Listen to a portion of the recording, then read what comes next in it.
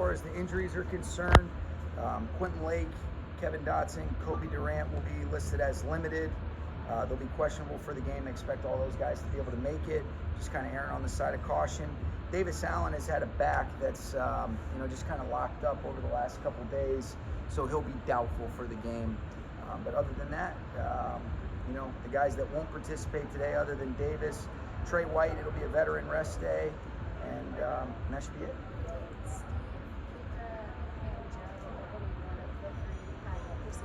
Steve did. Yeah, it went well. He's doing good. He's in good spirits, smiling like normal. The other two did not. Was it more significant than a sprain, or was there something? No, it was just, no, it wasn't anything different than what we had expected. It was just kind of, this accelerates the healing of the person.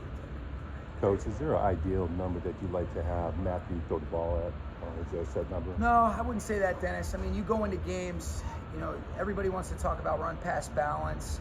There's certain situations and different things that dictate different approaches, and so ultimately I'm interested in how do we most efficiently move the football and score points. That's the most important thing for us.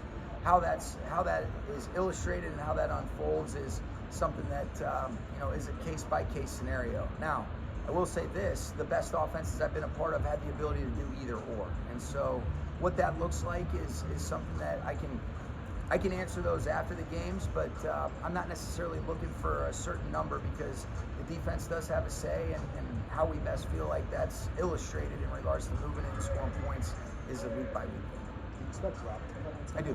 Yep, he should be good. He's had a really good week, so I do. What have you seen step up this week in practice?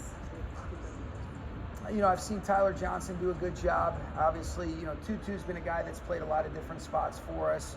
I think you see Jordan Whittington. So really, when you look at the 5 receivers that we'll have up, all of those guys, obviously led by Cooper and DeMarcus, but then those other 3 guys, they're ready to go. They've done a great job, and I thought they did that the other day, in the game the other day, Tyler especially.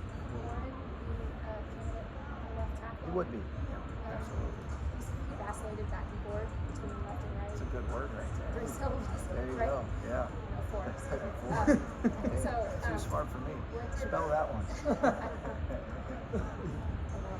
But what did you see from him during those reps, and also from his tape version? Well, I saw a guy that has really stretched himself. Where there has been growth. I think he's played really well at right. He's done a great job of getting a bunch of experience that we wouldn't have anticipated if it weren't for some of the absences of guys on the left side. And so to be able to play either or, especially when you get back to full health, if he ends up being a swing tackle, that's super important. And so I've been pleased with Warren. He's continuing to grow. I think he's really coachable. The game makes sense to him, and so there's been a lot of good things to see from him. What caliber, what kind of challenge at this point in his career is? Yeah, I mean he's continuing to get better and better, but the challenge is that he's a threat to be able to create and extend plays as well as anybody in this league. I mean, you look at it. I mean, if you look at the shot clock on some plays that he's extended over the course of his career. You look at the athleticism. I think he's got the ability to beat you in the pocket, out of the pocket, keeping his eyes downfield as a thrower, and then obviously being able to beat you as a runner. So he is, like I mentioned earlier, he's a nightmare to prepare for. You have to do a great job playing 11 as one, and so we'll have our work cut out for us, but that's what you love about this league. Coach, What kind of challenges is that?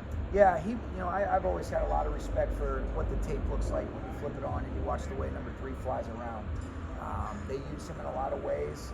He's got some freedom and luxury within the scheme, but I see a guy that plays with a tenacity, a grit, a relentless pursuit to the football that you can't help but respect. And it's a great challenge for us to see if we can match that. And so he's a guy that obviously we've played him a bunch, and he has consistently been a focal point and somebody that just flashes on the screen because of the way that he plays from the first snap to the 60th snap, all the way through the echo of the whistle. We tried a lot of different things over the course of last season. Defenses, they were sort of trying to find their way to figure out who their players were. Yeah.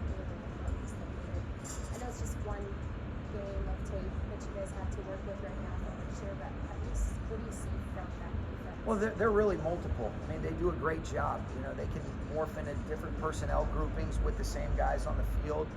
They have the ability to activate different personnels with different body types, and you can see there's a philosophical approach that they take, that they understand how to put the offense in conflict. And so Jonathan Gannon is a guy that I have a ton of respect for. Nick Rallis, they do a great job of creating a lot of issues schematically, putting players in positions.